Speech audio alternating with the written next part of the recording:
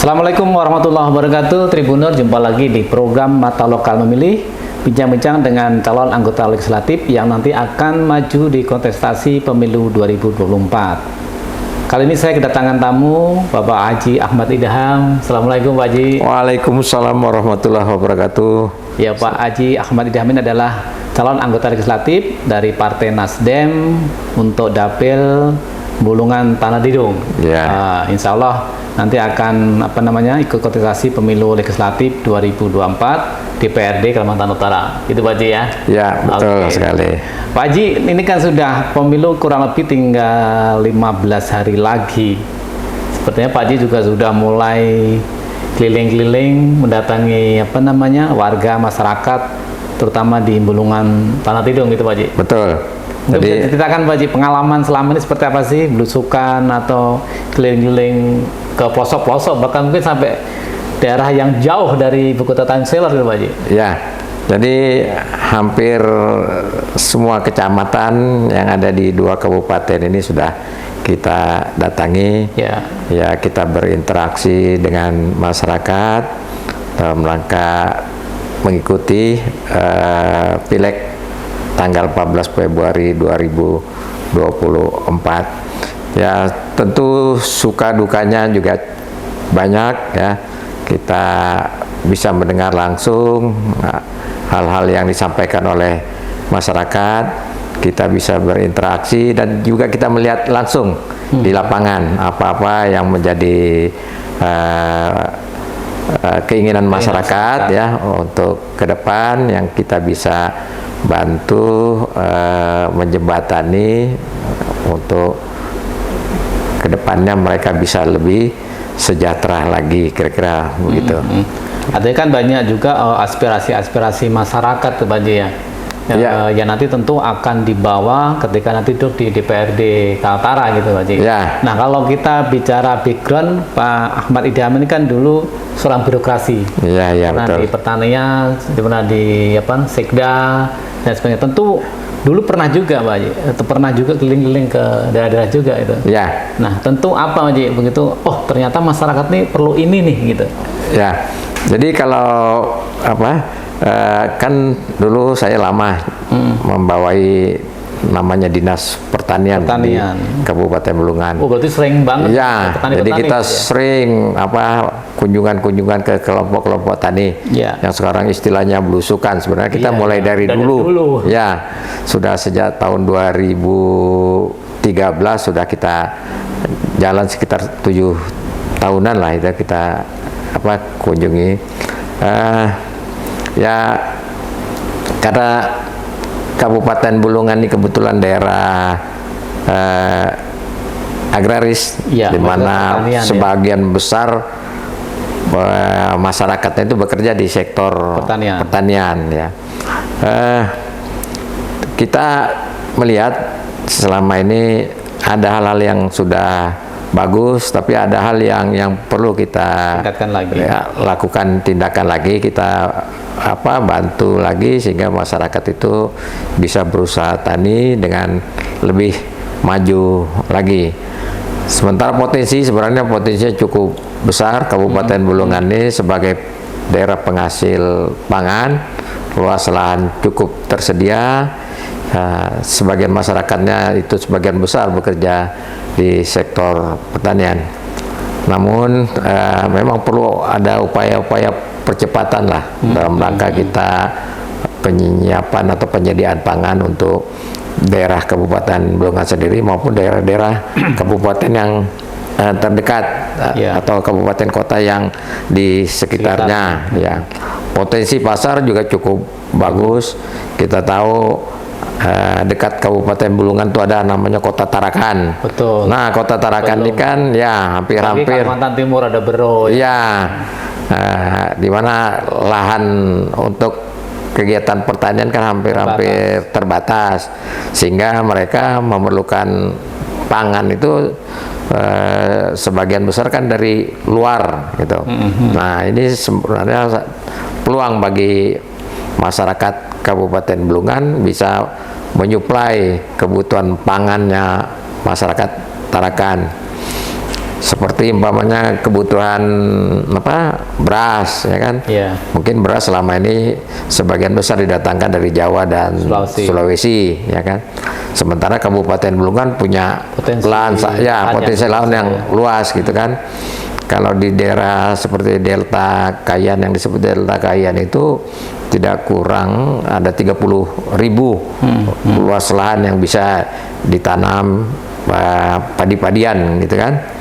Sehingga kalau itu diusahakan mungkin Kabupaten Bulungan ini bisa untuk memenuhi kebutuhan beras untuk Kota Tarakan. Nah, selama ini mereka apa kendalanya para petani ini sehingga belum memaksimalkan lah potensi pertanian di Bulungan ini? Ya, kadang-kadang kendalanya itu di luar sektor pertanian malah infrastruktur, jalan, jembatan, transportasi, ya kan. Apalagi di daerah-daerah kita ini kan banyak dipisahkan oleh sungai. Jadi angkutan sungai itu juga perlu. Di samping kalau bisa dihubungkan antar daratan-daratan itu dengan jembatan dan jalan yang bagus, tentu lahan-lahan yang ada itu akan dikelola oleh masyarakat yang ada di Kabupaten Bulungan karena aksesnya juga memadai. Nah, hal-hal seperti itu di luar kegiatan sektor pertanian justru yang kadang-kadang menentukan kendala. Kalau dari sisi infrastruktur kayak drainase, alat pertanian itu sudah cukup atau perlu peningkatan? Ya, kalau drainase sudah cukup, paling nanti pembenahan yang drainase yang sudah agak lama ya perlu dibenahi. Yang lain-lain alat mesin pertanian juga yang lama ya perlu juga diinikan yang baru ya, diadakan yang baru. Karena kan luas lahan di Kabupaten Bulungan itu cukup luas, maka alat mesin pertanian itu sangat dibutuhkan, gitu kan? Karena katakanlah seperti Teran punya lahan 2 hektar itu untuk ditanam dalam satu musim tanam aja kadang-kadang kewalahan dari sisi tenaga kerja, ya kan? Apalagi tetangganya sesama Teran kan, masing-masing punya lahan 2 hektar gitu kan. Sementara di lain tempat yang penduduknya banyak itu bisa dibantu dengan tenaga kerja yang ada di sekitar itu. Oleh karena itu alat dan mesin pertanian juga sangat menentukan lah untuk pengolahan lahannya. Nah, tadi kalau bicara soal lahan kan Bulungannya cukup masih luas ya, masuk tangan Tidung tentunya. Betul. Kira-kira apa Pak Haji yang ketika akan diperjuangkan di DPRD nanti, misalkan sebagai provinsi yang berdaulat pangan. Nah, ini kan menjadi menjadi sesuatu yang program yang sangat bagus dan luar biasa ke depannya. Nah, apa Haji yang setelah tadi turun ke bawah ke wilayah Bulungan, Tanah Tidung, sehingga nanti ketika tadi punya visi misi apa terutama di sektor pertanian? Memang yang pertama tadi jalan infrastruktur, jalan jembatan itu sangat penting. Tapi tidak kalah pentingnya juga sekarang, apalagi pada saat ini kan pupuk juga jadi masalah. Tapi kan masalah nasional ya? Ya, masalah nasional. Memang karena itu pupuknya juga terbatas, harga juga cukup tinggi. Ya, ke depan kalau bisa kebutuhan pupuk itu bisa cukup tersedia di tingkat lapangan. Atau Pak Haji yang pernah lama di sektor pertanian, ada nggak solusi kira-kira pupuk yang memang diproduksi dikelola di regional atau di wilayah Kaltara gitu Pak? Sebenarnya depannya loh tentu kan. Ini kan dikelola oleh BUMN biasanya kan pupuk itu ya. Mudah-mudahan nanti pabrik pupuk itu bisa didekatkan ke Kalimantan, ke pemakainya gitu kan, maka alur distribusinya mungkin lebih dekat ya. Tetapi memang pupuk ini kan ditentukan, kalau untuk yang subsidi kan alokasinya ditentukan oleh pemerintah. Betul. Ya, kalau bisa kita perjuangkan nanti gimana pupuk-pupuk yang subsidi ini alokasinya cukup kebutuhan petani untuk memenuhi kebutuhan petani. Tadi kan infrastruktur perlu benar, kemudian distribusi pupuk, terus apa lagi Pak Haji? Itu di samping SDM. Nah, sektor baru saya tanya. Tentunya SDM petani ya. Ya, SDM petani maupun SDM pembina petani. PPL dulu. PPL-nya itu juga perlu kita tingkatkan.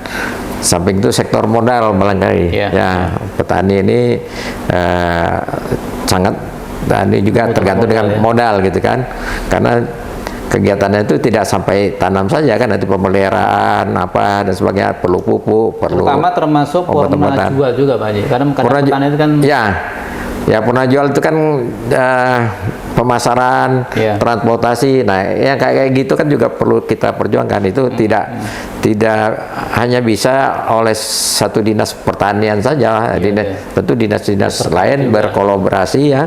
Bagaimana nanti sampai dari tanam, olah, petik, jual. Nah, karena jual sudah menyangkut kegiatan-kegiatan dari sektor lainnya di luar sektor pertanian. Jadi beberapa sektor ini beberapa dinas itu harus berkolaborasi sehingga sampai ke jualnya, sampai purna panen itu perlu ditangani. Artinya kan bahwa sektor pertanian menjadi hal yang paling penting juga untuk wilayah Bulungan, Kaltara pada umumnya Pak Haji. Ya, kalau saya melihat potensinya itu sangat penting Pak. Memang kita basicnya lokal kita itu di pertanian, karena keunggulan kita itu punya lahan yang luas, sementara juga pengairan juga agak didukung dengan sungai yang bisa pasang surut tidak seperti di daerah lain yang perlu membangun bendungan dan sebagainya. Di sini air itu bisa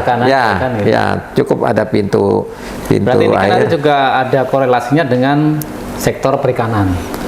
Betul. Pertanian, perikanan itu kan ada betul sekali, betul sekali ya. Kan itu satu kesatuan lah. Pertanian dalam arti luas itu termasuk peternakan, perikanan, masuk semua itu.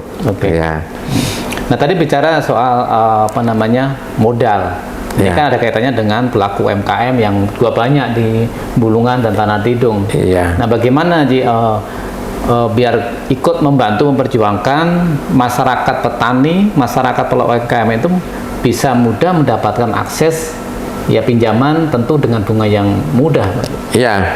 Kita harapkan kredit usaha tani itu masih disiapkan oleh bank-bank pemerintah, tentu ada BPR juga di sini ya. BPR ada, tapi biasanya ada bank yang tertentu yang ditugaskan oleh pemerintah untuk menyalurkan, di mana bunganya itu disubsidi oleh pemerintah. Oleh karena itu kita harapkan nanti itu bisa diperluas lagi dengan bunga yang sangat kecil, supaya jadi insentif untuk petani bisa menjadikan modalnya dengan bunga yang rendah sekali, kira-kira begitu.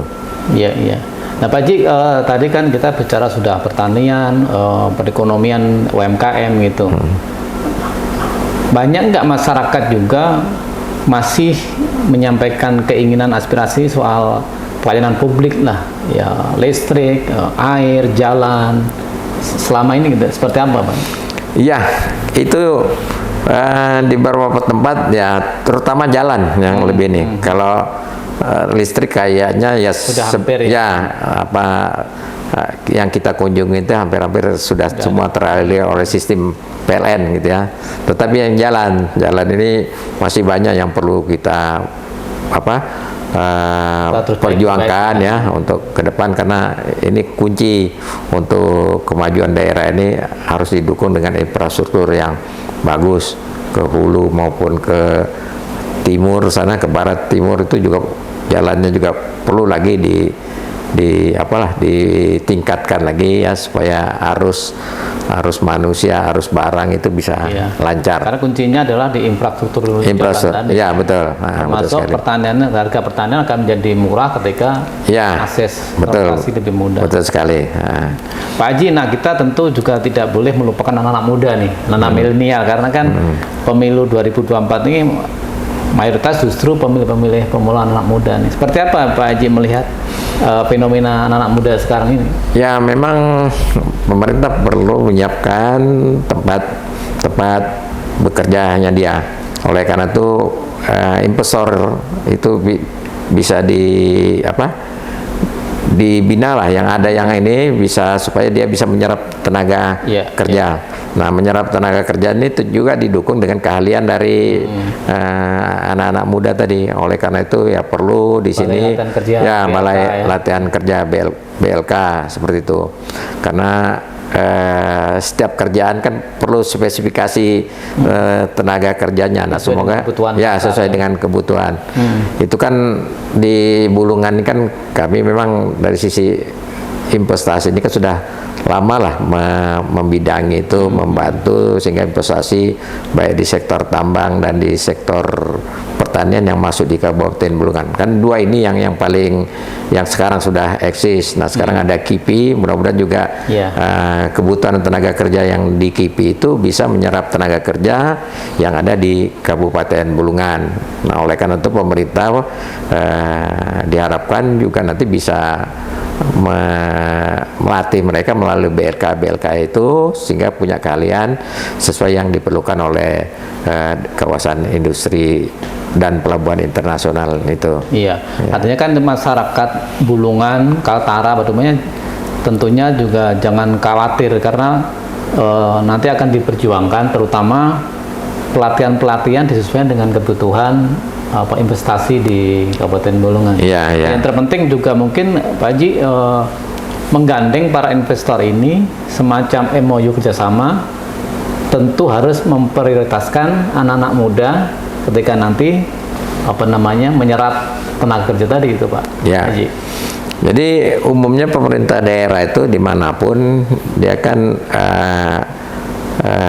dengan masuknya investasi tadi kan mengharapkan tenaga kerja yang ada di tempatnya itu terserap gitu kan. Tapi ya kadang-kadang kebutuhan investasi, kebutuhan perusahaan-perusahaan itu kadang-kadang tidak sesuai dengan keahlian yang tersedia. Oleh karena itu ya tadi BLK itu perlu diinikan, balai latihan kerja itu ya diperluas lagi, diperbanyak sesuai dengan kebutuhan perusahaan. Nah, memang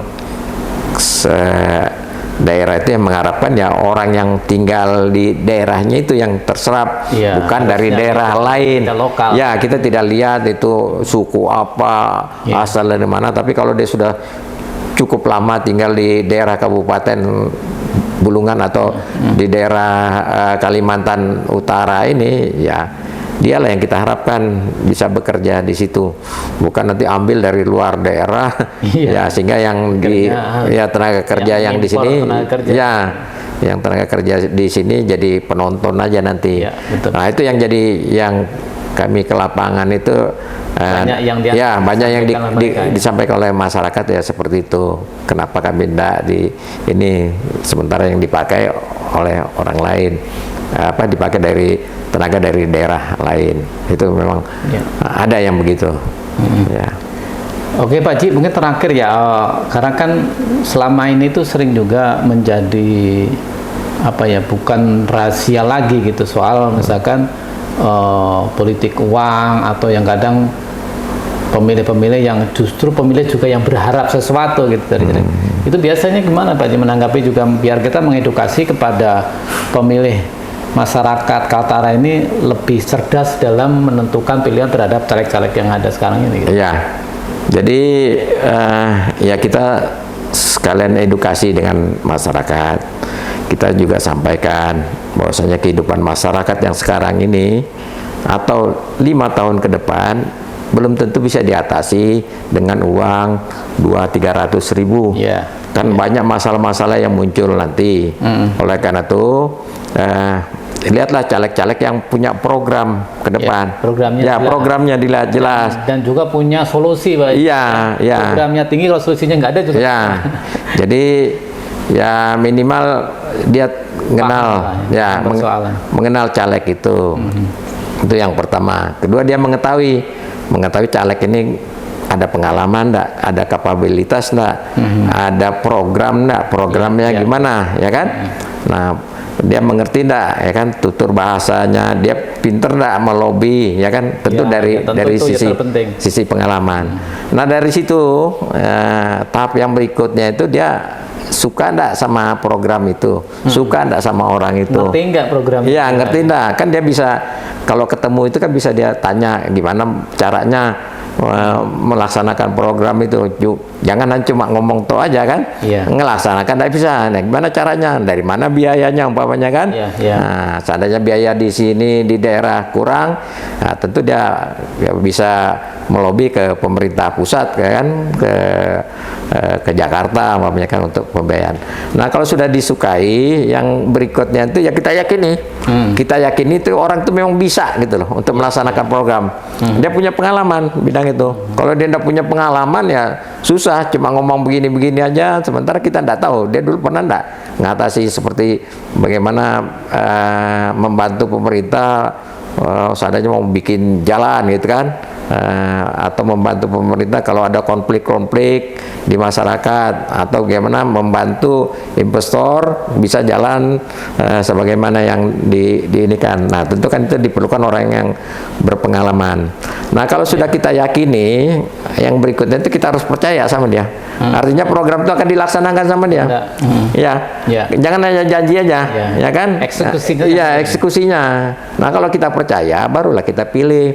Jadi jangan pilih orang yang cuma kita kenal dari kirim kartu nama saja, ya kan?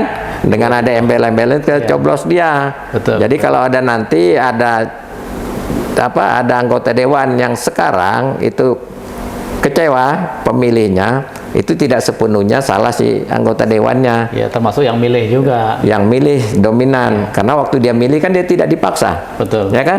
Namanya luber judir, langsung umum, bebas, ya kan, bebas, ya kan? Rahasia lagi.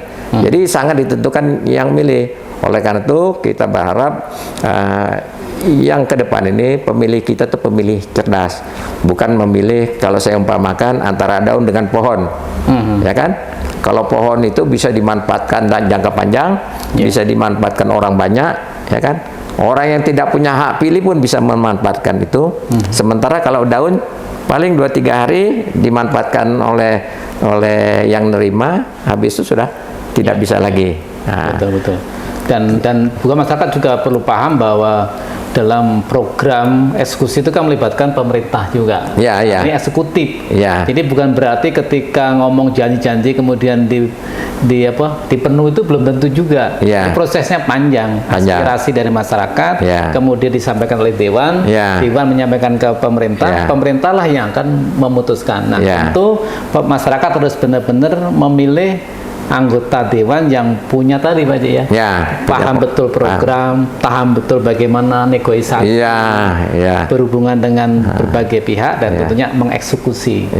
Mungkin untuk closing statement Pak Haji, silahkan menyampaikan ke masyarakat khususnya di Tanah Tidung Bulungan sebagai dapil Pak Haji, kira-kira ayo kenapa harus memilih Pak Haji Ahmad Idham nanti di pemilu 2024, terutama di tanggal 14 Februari 2024. Silakan Pak, sampaikan. Jadi kita harapkan nanti tanggal 14 Februari 2024 itu semua orang yang punya hak pilih untuk datang ke TPS. Jangan remehkan walaupun kita cuma 1 suara. Itu nanti signifikan artinya bisa berpengaruh terhadap orang yang akan duduk baik di kursi parlemen maupun di presiden dan wakil presiden. Jadi berduyun-duyunlah kalau selagi bisa datang ke TPS untuk ikut memilih. Nah, pilihlah orang yang punya program yang jelas, dia punya pengalaman di bidang yang dia akan laksanakan, yang akan dia rencanakan tadi, dia punya pengalaman begitu. Karena kalau tanpa pengalaman maka diperlukan waktu.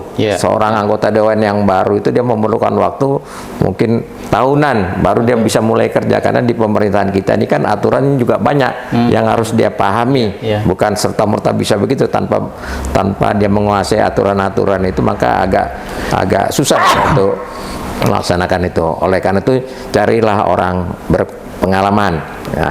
Pengalaman itu bisa kita dapat setelah kita adakan pertemuan-pertemuan dengan masyarakat bisa tahu setelah ada pertemuan itu. Oleh karena itu kami berharap masyarakat bisa ke TPS. Ya, kalau berkenan dengan kami, tinggal cari partai dengan nomor urut 5. Ya. Nah, partai dengan nomor urut 5 itu adalah Partai Nasional Demokrat atau yang disebut dengan Nasdem. Cari di urutan nomor 5. Jadi tidak susah mengingatnya. Ingat jari 5, ingat nomor 5. Jadi 55 cobloslah nama yang ada di urutan kelima itu. Insya Allah Haji Ahmad Idham. Haji Ahmad Idham. Insya Allah kita akan melaksanakan komitmen kita seperti yang kita pernah sampaikan setiap pertemuan-pertemuan dengan masyarakat.